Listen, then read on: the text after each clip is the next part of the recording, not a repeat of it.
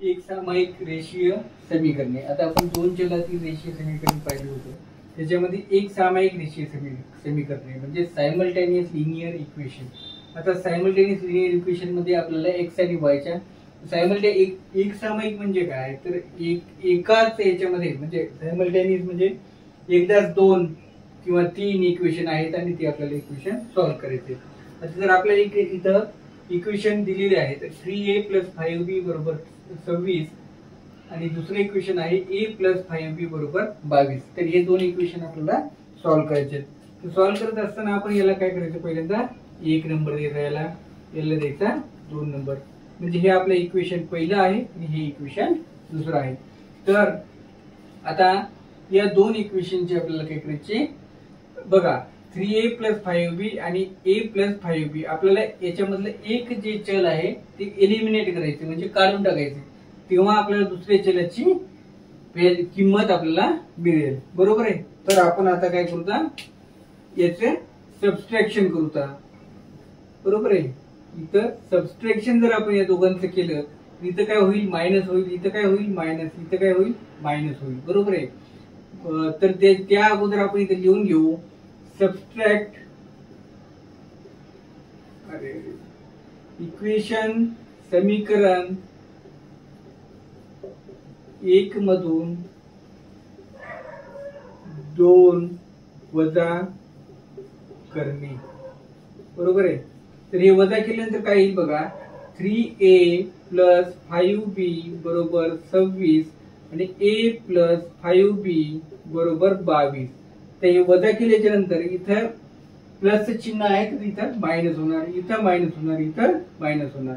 तर बघा 3a मधून a गेलं तर किती राहिले, इथे 2a राहिले. बरोबर. 5b प्लस मायनस आहेत कटून जाणार. बरोबर काय येईल, 26 मधून 22 गेले किती आले 4.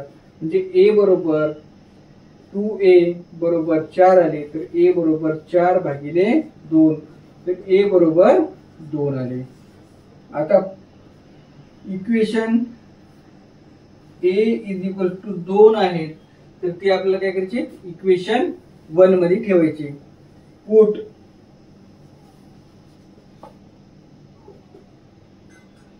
समीकरण 1 मध्ये ठेवा. आता हे ठेवल्यानंतर काय येईल बघा, तर इथं बघा लिहून घ्यायचं आहे 3a + 5b = 26. तर बघा a च्या जागी 2 ठेवल्यानंतर काय येईल, 3 × 2 किती होतील, इथे डायरेक्ट लिहू आपण 6 होतील. बरोबर. 5b = 26. तर 5b बरोबर हे 6 तिकडे मायनस मध्ये जाणार, 26 - 6 5b = 20. तर b बरोबर काय आलं, 20/5. 5 × 5 = 20. बरोबर आहे. तर b बरोबर काय आलं 4. याच्यामध्ये काय आलं आपल्याला, a ची व्हॅल्यू किती आली 2 आणि b ची व्हॅल्यू किती आली 4. तर हे एक सामायिक समीकरण आपण अशा प्रकारे सोडवलं. तर आता आपण पाहणार आहोत दुसरं गणित जे आहे ते पाहणार आहोत आपण. आपल्याला हे दोन इक्वेशन दिलेले आहेत. आपण याला इक्वेशन नंबर 1 देऊ, याला समीकरण नंबर 2 देऊ. तर आता बघा या दोन समीकरणामध्ये इथे x + 7y = 10 आहे, इथं 3x - 2y = 7 आहे. तर हे आपल्याला जे आहे ते याच्यातला कुठला तरी एक भाग जो आहे तो आपल्याला काय करावं लागेल, सारखा करावा लागेल. आणि सारखं करण्यासाठी मग आपण काय करू बघा, इथे 3 आहेत आणि इथे आहे 1, म्हणून समीकरण 1 ला 3 ने गुणू व समीकरण 3 ला समीकरण 2 ला 1 ने गुणू. बरोबर आहे. तर आता बघा समीकरण आता बघा समीकरण 1 ला आपण 3 ने गुणल्यानंतर काय येईल बघा, 3x ला गुणलं काय येईल, 3x + 21y 7 × 21 = 30. याला आपण समीकरण नंबर 3 देऊ. आणि समीकरण नंबर 4 काय येईल बघा, 3x - 2y याला 1 न गुणल्यानंतर काय येईल, तेच समीकरण येईल. मग आपण काय करू, सबस्ट्रॅक्ट, आता बघा ही दोन इक्वेशन आपण इथे लिहून घेऊ. 3x मायनस प्लस 21y बरोबर 30, आणि ही जी इक्वेशन दोन आहे ती इथे लिहून घेऊ. 3x मायनस 2y बरोबर 7. ठीक आहे. तर बघा आता ही इथं याचा कॉमन भाग आले 3x हे दोन्ही सारखे आलेले आहेत. मग आपण इथं काय करू, सबस्ट्रॅक्शन करू. सबस्ट्रॅक्शन केल्यानंतर इथं प्लस होतं मायनस येईल, मायनस होतं प्लस येईल, प्लस होतं मायनस येईल. आता 3x काय झाले, कॅन्सल झाले. आणि कॅन्सल झाल्यानंतर काय आलं इथं बघा, 21 आणि 2 किती आले, 23y बरोबर 30 मधून 7 गेले किती आले, 23. म्हणजे y बरोबर 23 भागिले 23, म्हणजे y बरोबर किती आलं, 1 आलं. आता y बरोबर 1 ही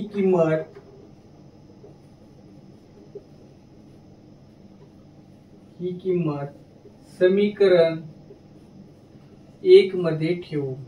आता बघा 1 मध्ये ठेवल्यानंतर काय येते बघा, समीकरण 1 काय आहे, x प्लस 7y बरोबर 10. तर y बरोबर 1 आलेला आहे, तर x प्लस 7 गुणिले 1 किती येईल, 7 येईल बरोबर 10. म्हणजे x बरोबर 10 मायनस 7 म्हणजे x बरोबर किती येईल, 3. म्हणजेच x आणि y च्या व्हॅल्यू आलेल्या आहेत आपल्याला. x, y बरोबर काय येईल, 3,7.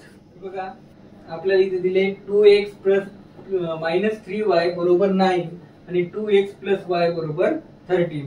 तर आपण काय करणार, पहिल्यांदा आपली ऍज युजुअल याला आपण नंबरिंग करून टाकणार. हे आहे इक्वेशन 1 आणि हे आहे इक्वेशन 2. तर इक्वेशन 1 आणि इक्वेशन 2 मध्ये जर आपण पाहिलं तर इथं बघा, इथे 2x आहे, इथं 2x आहे. म्हणून आपण याचं काय करू, डायरेक्ट काय करू, सबस्ट्रॅक्ट करू. सबस्ट्रॅक्ट म्हणजे वजा करू. समीकरण 1 मधून समीकरण 2 वजा करू. आता वजा केल्यानंतर काय येईल बघा, 2x मायनस 3y बरोबर 9 आणि 2x प्लस y बरोबर 13. तर या ठिकाणी आपण वजा केलं तर या प्लसचं काय होईल, मायनस, प्लसचं काय होईल, मायनस, प्लसचं काय होईल, मायनस. बरोबर आहे. तर हे 2x आणि हे 2x कॅन्सल होतील. आता हे वजा 3y आणि वजा y ही किती होतील, वजाचे 4y बरोबर वजाचे 4 येईल. इथं वजा वजा कटले, 4y बरोबर 4, y बरोबर 4 भागिले 4 म्हणजे y बरोबर काय येईल, 1. म्हणजे y ची किंमत किती आली, 1 आली. ठीक आहे.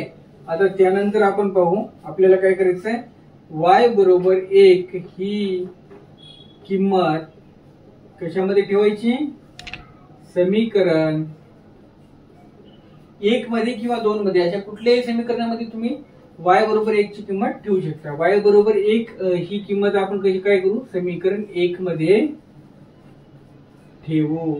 आता समीकरण 1 मध्ये ठेवल्यानंतर काय येते बघा, 2x मायनस 3y बरोबर 9. हे समीकरण आपण इथं लिहून घेतलं.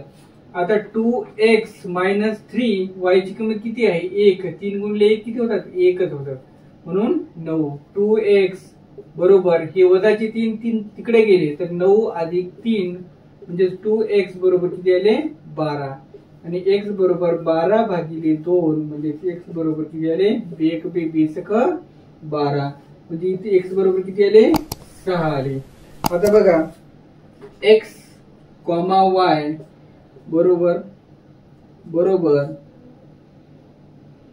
6,1 म्हणजे x ची किंमत काय आली, 6 आली, 6 आली आणि y ची किंमत काय आली,